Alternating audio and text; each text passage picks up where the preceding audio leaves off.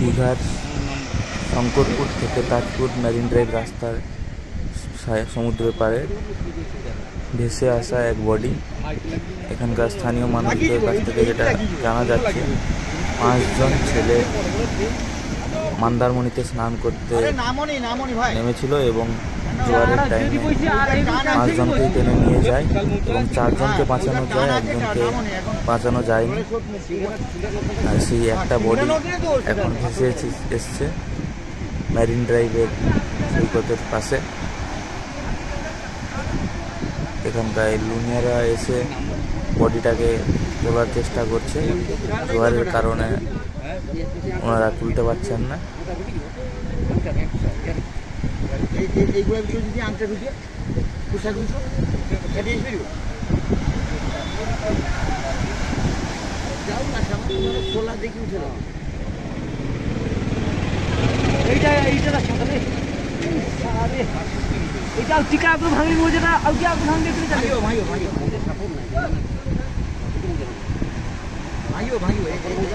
এই মৌজাটা এই লাস্ট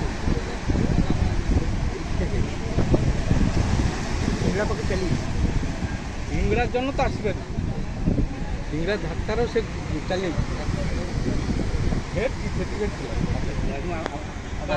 আবার বাড়তে